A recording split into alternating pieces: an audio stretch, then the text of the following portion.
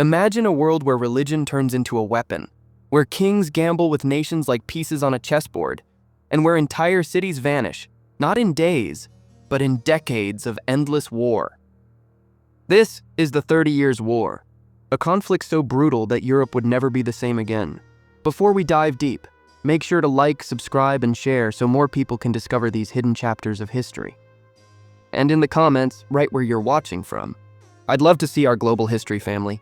The story begins in the heart of the Holy Roman Empire, a fractured land made up of hundreds of duchies, bishoprics, kingdoms, and free cities. On paper, it was ruled by the emperor.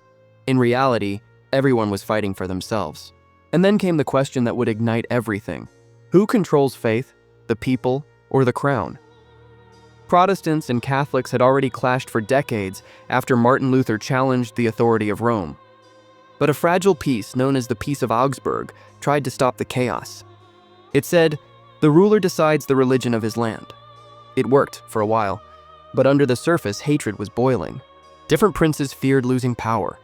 The church feared losing influence, and everyone feared their neighbors. Then in Prague, 1618, it happened. A group of angry Protestant nobles stormed into the royal castle. They confronted the Catholic representatives of the Habsburg emperor. Words became threats. Threats became fury. And then they acted. The nobles grabbed the officials and threw them out of the castle window. This shocking moment became known as the Defenestration of Prague. Miraculously, the officials survived, landing in a pile of manure below. Catholics claimed angels saved them. Protestants laughed and said, no, the manure did. But no one was laughing for long. What looked like a political stunt turned into a signal, a spark that ignited the entire continent. The emperor vowed revenge. Protestant states armed themselves. Alliances formed. Foreign powers watched, hungry for territory, wealth, and dominance. Because this war was not really about religion anymore. It was about power, control, and the future of Europe. Armies began to march. Mercenaries poured in, men who fought not for faith, not for honor, but for payment. Villages burned, crops were stolen. Famine crawled across the land. And innocent people, millions of them, were trapped in the middle. The 30 Years' War had begun, and the world was about to witness one of the darkest chapters in European history. When the first armies marched, people still believed this war would be short. A few battles, a treaty. Life goes back to normal. They were wrong. Very quickly, rulers discovered something terrifying and addictive. War could make them powerful. The Holy Roman Emperor wanted to crush Protestant resistance forever. Protestant princes wanted independence. Spain wanted to secure its empire. Denmark, Sweden, even France saw opportunity. And behind every decision stood ambition. But here is the problem. None of these rulers had enough soldiers. So they hired men who lived for one thing only: coin. These were the mercenaries, soldiers of fortune. Men who crossed borders, switched sides, and burned everything in their path if it meant profit. Among them rose one of the most feared commanders in European history, Albrecht von Wallenstein. A brilliant strategist and a ruthless opportunist. He promised the emperor something no one else could. Give me authority, and I will build you an army greater than any in Europe. And he did, but his army was not paid by the crown. It was paid by the people. Wherever Wallenstein marched, villages were forced to feed his forces. That meant food stolen, livestock slaughtered, homes burned when families couldn't give enough. For many civilians, the army of their own protector became their worst nightmare. Meanwhile, a new chapter unfolded to the north. The King of Denmark, Christian IV, believed he was destined to defend Protestant lands. He rode into the conflict confident, even arrogant, expecting glory. Instead, he met humiliation. Wallenstein crushed Danish forces, cities surrendered. Denmark retreated in disgrace. But rather than ending the conflict, this victory only expanded it.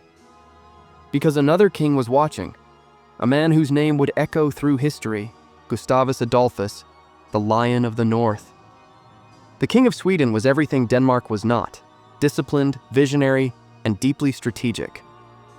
He saw the war as both a holy duty and a political opportunity. Sweden entered the war, and suddenly the balance shifted.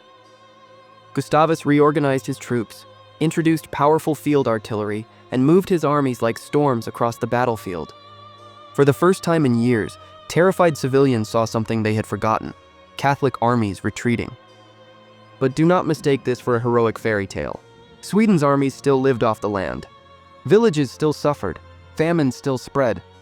Every army, every flag carried destruction behind it. Meanwhile, rulers spoke of God, priests preached righteousness. But ordinary people asked a darker question. If this is God's war, why does God feel so far away? Famine twisted the land into misery. People ate bark, mothers abandoned newborns. Disease moved faster than armies. And the war kept growing. Because while kings battled on the fields, another force quietly shaped destiny: France. Though Catholic, France secretly supported Protestant forces, not out of faith, but fear. The Habsburg family controlled Spain and much of the Holy Roman Empire. If they won entirely, France would be surrounded. So France paid enemies of the emperor. Gold became as deadly as swords.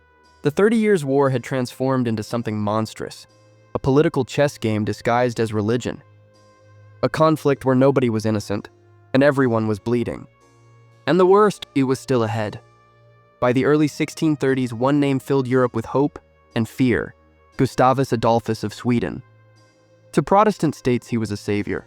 To Catholic leaders, a threat from the frozen north. To ordinary people, just another army marching through their fields. But Gustavus was different, at least on the battlefield. He reimagined warfare. Instead of massive, slow blocks of soldiers, he created flexible lines, mobile artillery, and coordinated cavalry strikes. His troops trained relentlessly, orders were clear. Movements were precise, and when the Swedish army arrived, Europe saw something shocking. They won. At Breitenfeld in 1631, Swedish forces shattered the imperial army. Cannons roared, formations broke, and the myth of Habsburg invincibility disappeared in smoke. For the first time, Protestant Europe believed victory was possible. Yet in every triumph there was tragedy. Cities liberated were still pillaged. Supplies still stripped from starving villagers. War did not care who claimed righteousness, but fate was about to play its cruelest card. In 1632, the armies of Sweden and the Empire met again, this time near a small town called Lutzen. Fog rolled across the field. Cannons fired blindly. Chaos swallowed strategy. Gustavus charged forward, too far, too fast, separated from his guards. Surrounded by enemy cavalry, he fought desperately and fell. The Lion of the North died on the battlefield. News spread like thunder. Some celebrated. Many grieved. Others simply stared at the horizon and whispered, "If even kings can die, what chance do we have?" But Gustavus's death did not end the war. It made it worse. Without his leadership, alliances fractured. Commanders argued. Ambition replaced vision. And Wallenstein, the emperor's unpredictable general, grew more powerful than ever. He negotiated secretly with enemies. He questioned imperial orders. He began to imagine himself not as servant, but as kingmaker. The emperor watched nervously. A man who once built armies for him now frightened him more than his enemies did. In 1634, Wallenstein was accused of treason. Assassins were sent. In the middle of the night, in a quiet inn, the mighty general was murdered by his own officers. The message was clear. No one could be trusted. Not generals, not kings, not even allies, and yet the armies marched on. While the great men schemed, peasants dug shallow graves. Children starved. Entire regions lost half their populations. Villages disappeared from maps forever. And then, another giant entered the stage openly: France. No more secrets, no more diplomacy. France declared war on Spain and the Empire, throwing its full weight into the conflict. The 30 Years' War was no longer about Germans versus Germans, Protestants versus Catholics. It had become a European superwar. Battles stretched from the Baltic to the Alps. Fortresses fell, rebuilt, fell again. Gold drained, empires bent. But peace still refused to come. Because the war had changed something fundamental. At the beginning, leaders asked, who controls faith? Now they asked, who controls Europe? And as this question echoed across burned landscapes, one truth became clearer. The real losers were not kings or generals. The real losers were the people. By the mid-1630s, Europe was not simply at war. Europe was starving. Fields lay black and lifeless where armies had marched. Orchards burned, mills destroyed. Roads turned into mud-filled trenches carved by wagon wheels and corpses. And for the people who remained, every sunrise brought the same questions. Will soldiers come today? Will there be food tonight? Will we survive the winter? In many places, the answer was no. Armies, Catholic and Protestant alike, scavenged the countryside. They took grain from barns, bread from ovens, animals from stables. If families protested, they were beaten. If they resisted, they were killed. The war had created something monstrous, legalized looting. Commanders believed it was efficient. They didn't have to pay their troops. Civilians did. As famine spread, disease followed. Typhus, dysentery, the plague. Bodies piled up faster than graves could be dug. Sometimes there were no priests left to perform last rites. Sometimes there was nobody left at all. In some villages, wolves returned after centuries, roaming streets that no longer echoed with human voices. Travelers wrote horrific stories. They described parents abandoning children, children stealing from corpses, people driven mad, doing unthinkable things just to live one more day. And still, rulers declared, "This is God's will." But ordinary people stopped believing. They prayed less for victory and more simply for peace. Meanwhile, on the political stage, alliances twisted again. France poured vast armies into the conflict. Spain answered. The Holy Roman Empire tried desperately to hold itself together. Sweden returned with new commanders, determined not to waste Gustavus Adolphus's legacy. Battles rolled across the Rhine, into the Netherlands, across northern Germany, deep into Bohemia. Fortresses became prisons, cities became graveyards. Yet the war also changed something else, something invisible but powerful, the nature of power itself. Before, Europe was dominated by religion and feudal loyalties. Now diplomats began thinking differently. They asked, what if peace did not depend on religion? What if nations recognized each other's borders and left faith to individuals? It was a radical idea. But while philosophers debated, soldiers kept fighting and civilians kept dying. One eyewitness described passing through central Germany and seeing nothing but burned churches, roofless homes, fields without farmers, villages where no dog barked. The war was no longer about victory. It was simply momentum.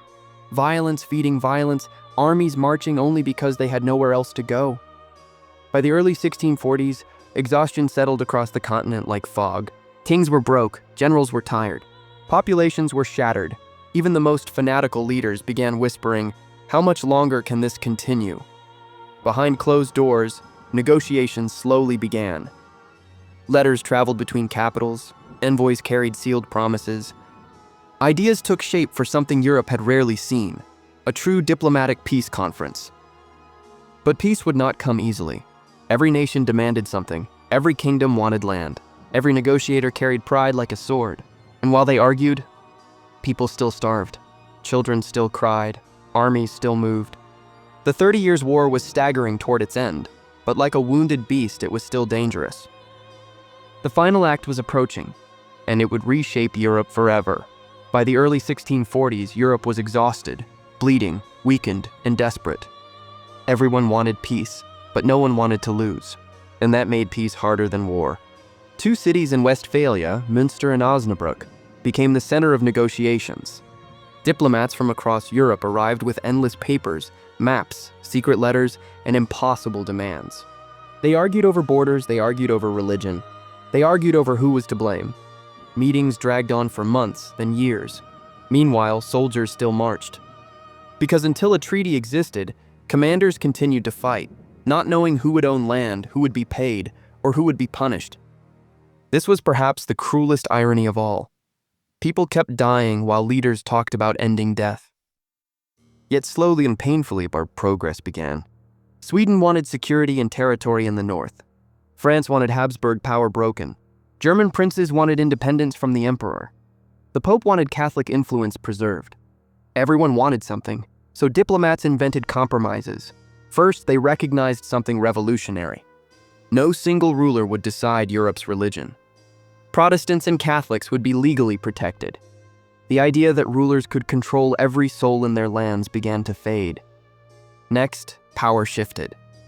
The Holy Roman Emperor, once supposedly chosen by God to command, was now limited. Local rulers gained the right to sign treaties and manage their own affairs. This would plant the seeds of modern nation-states. But peace was still fragile. France and Spain refused to stop fighting. Arguments erupted over tiny pieces of territory. Negotiators stormed out of rooms, returned, argued again. Years passed. And outside the conference halls, Famine, taxation, and fear continued to crush ordinary families. Finally, in 1648, the Great Debate ended. A series of agreements, together remembered as the Peace of Westphalia, reshaped Europe's map and politics. France gained land and prestige. Sweden secured influence along the Baltic. Many German states became practically independent. And although the Church still held enormous power, its political dominance was weakened forever. The message was clear: Europe would now be built on negotiation, not on religious absolute power. But if peace brought relief, it also revealed the true cost. Some regions lost 1/3 and even half part of their population. Cities that once rang with market bells stood silent. Farms were abandoned, families gone forever. A generation grew up knowing nothing but war.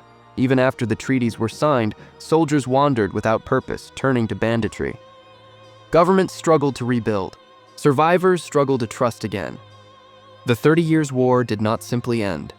It scarred Europe, yet from that scar, something new emerged. The idea that nations, even enemies, must talk, compromise, and respect borders rather than destroy each other endlessly. It was not a perfect world, but it was a beginning. And with this, the continent slowly stepped out of darkness into an uncertain, fragile peace. When the ink dried on the Peace of Westphalia, the cannons finally went silent. No more marching boots, no more burning villages, no more thunder of artillery echoing across the valleys. For the first time in 30 years, Europe could breathe. But breathing did not mean healing. The land was broken. The people were traumatized. And the memory of war lived inside everyone who survived. For decades afterward, travelers described villages where only a few houses remained. They told stories of fields returning slowly to life, while lonely church towers stood as reminders of everything that had vanished. Parents spoke to their children about the time of hunger, the years of soldiers, the winters of death. And somewhere deep inside, Europe made a silent promise: never again like this. But history never forgets easily. The 30 Years' War taught rulers something powerful and dangerous. War on a massive scale was possible. Huge armies, endless taxes, total mobilization of resources. Future leaders would remember this lesson and use it. Yet the war also gave birth to ideas that shaped the modern world. From Westphalia came the foundations of international law, the recognition of sovereign states, and the belief that nations should solve conflicts through negotiation, not blind religious domination. Borders began to matter more than thrones. Politics began to matter more than theology. Europe slowly transformed. New powers rose: France, Sweden, later Russia. Old powers weakened, Spain declined, the Holy Roman Empire fractured further. The balance of power shifted like tectonic plates beneath the continent. But perhaps the deepest legacy was invisible: the human soul. Writers, philosophers, and chroniclers began to question everything. They asked, why did we kill each other for belief? Why did priests bless armies that slaughtered children? What is the price of blind obedience? These questions would echo into the Enlightenment and beyond. Yet despite all reflection, some scars never faded. Entire families had vanished. Languages disappeared from certain valleys. Traditions were forgotten forever. The 30 Years' War was not just a conflict. It was a cataclysm of identity, a lesson carved into European memory with fire and blood. And so, as our story closes, imagine a lonely farmer standing in a ruined field, holding a rusted piece of armor. He has lost his brothers, his land, his childhood. But as he looks across the quiet horizon, he feels something fragile and precious: hope. Because even after 30 years of darkness, humanity still managed to rebuild, to plant seeds again, to love again, and to dream again. And maybe that is the real victory. Not the triumph of kings, but the survival of people.